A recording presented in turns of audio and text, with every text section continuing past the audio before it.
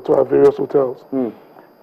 However, I did call the president of the Nigerian Football Federation last week with my fear and concern, and I want to put it on record publicly also. My biggest fear with Sunday Olise is not how well he's going to perform on the pitch. It is the fear of ego.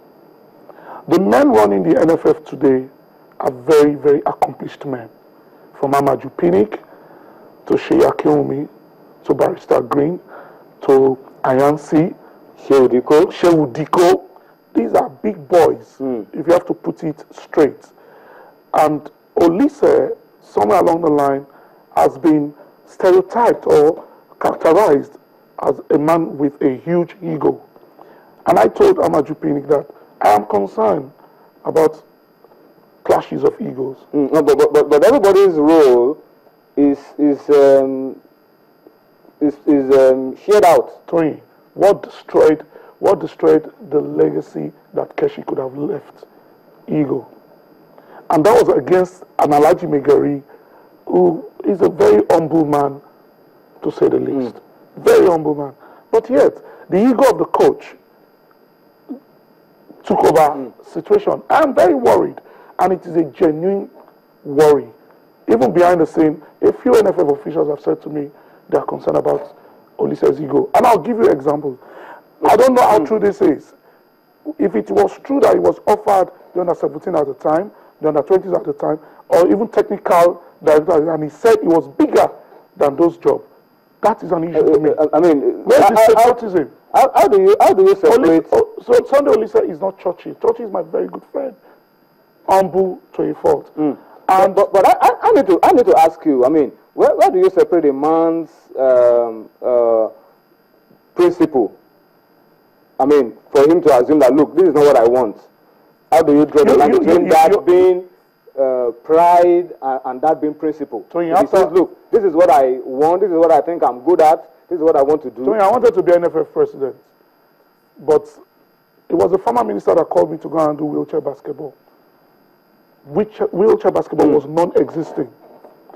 And I smiled and said, you know what? It's a call to serve. I will do it. Today, you cannot talk every year about sports development without mentioning my federation. I'm proud of what we've achieved. My point is, where patriotism is involved, come on, principles must be shared.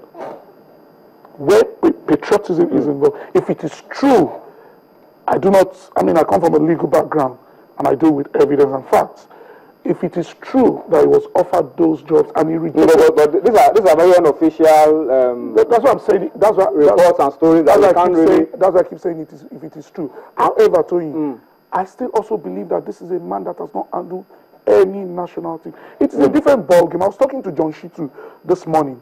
How do you manage the ego of Mikel Obi? How do you manage the ego of even Ahmed Musa, who was a local brand before now, but now is an international brand? If a coach is going to allow his ego supersede the man management, it will give us major problems. Yeah, I mean, I know you are part of the Super Eagles and NFF. It's not a matter of being part. I'm a family member of the NFF. It's not a matter of saying this because of genuine concern. I understand your point. I just want to highlight for you that there are a few persons as well in the Nigerian Football Federation who are matured men, who are father figures. I agree. There's an Amadou Shaibu. There's an Ayansi who has managed players. Took Vincent from an amateur club and look at what Vincent is today. And a whole lot of other players like that. So he's managed players' ego. He's worked with all manner of coaches, ex-international, and he's been able to manage all of these people. There are such people on the board.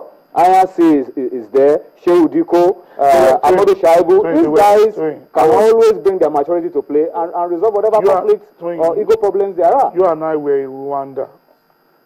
I don't know if you followed us to Ethiopia, the Super Eagles. No, I'm not. I sat down with Chairman Christian Chukwu, Shoaib Amadu, and James Peters. And their biggest concern manifested eventually on Stevie Keshi's ego and disrespect to Megari. They were all part of that board. That's the point I'm trying to make now. They were all part of that board. But we saw how that played out. However, there's something you've just touched on. When you introduced me earlier, you said firebrand Bukola Olopade. Yeah, as a sports commissioner, I was firebrand, but maturity is setting now. I deal with issues more diplomatically. I talk to my athletes more diplomatically than when I was and you learned all of this on the job.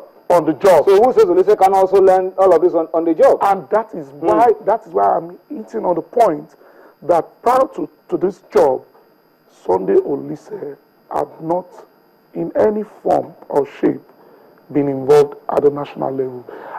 I'm a huge fan of Sunday Olise when it comes to analyzing football. I think he's one of the best brains we have in Africa. In fact, I'm convinced that on the pitch, he would coach our team well. But I'm worried about that part, about how long he's going to last, because there's so much ego on the board, so much big boys, and Olise on his own is a big boy. And I've expressed this fear to my friend and brother Majupidi, and he has assured me it will be managed. Let's pray for that to be managed. Okay, I think your fears you've raised your fears. It is now left for the Nigerian Football Federation to make sure that they bring their maturity to play. Both of them? Both the coach, the board. More essentially the coach. Bring your maturity to play because in the interest of Nigeria. More essentially the coach. Because the coach won't be having the ego issue with the board alone. We have a few big players in the team as well. Well, everybody will have to bow to the coach. But I'm sure that the NFF will... The coach would have to learn how to manage. Yeah, so all of these things is about man management. And I think everybody will bring aside from that, I'm looking forward to watching us play a lot of beautiful football. And I hope the NFF will take Olise's suggestion before he was recruited of bringing matches back to the National Stadium in Lagos. It's about time also. Okay, I think as we read this tweet, as we wrap up the show, Pyrex at Pyrex 5 says Pillar's performance of late could be down to the Ramadan. Well, I don't know how to read. Shooting Stars players are fast. I don't know. There are Muslims in almost all the teams. So before we there go, are Christians in almost all the teams. Before we go, can I quickly say something?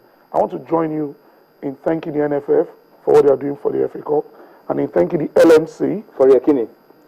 For Yakini. For punishing players and officials. I brought Yakini to play Gateway in the local league. So I'm very proud of that.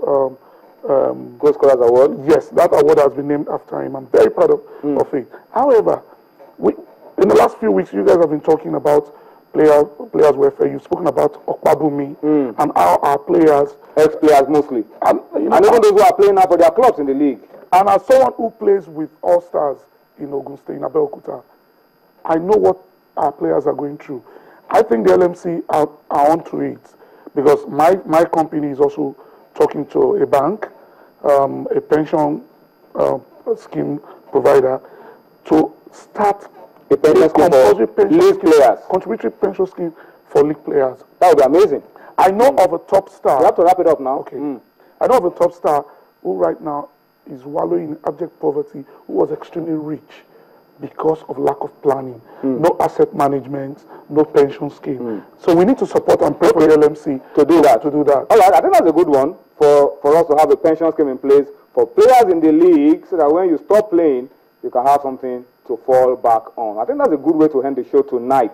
Join us tomorrow. We'll have a bigger and a better package. But I must thank you, Bukola, for coming on Sports Tonight. I'm part of Channels. Yes, you're part of the family. Kids Cup is also... You're a big fan of the Channels Kids Cup. I mean, this is our house, this is our family. All right. And we must continue to pray for you guys. Thank you very much. Thank you for your support. And thank you for watching. We'll see you again tomorrow. Bye-bye now.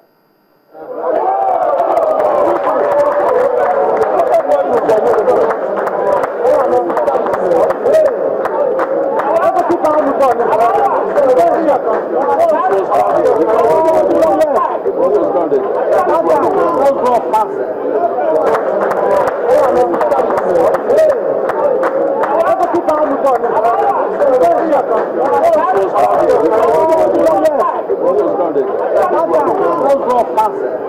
it.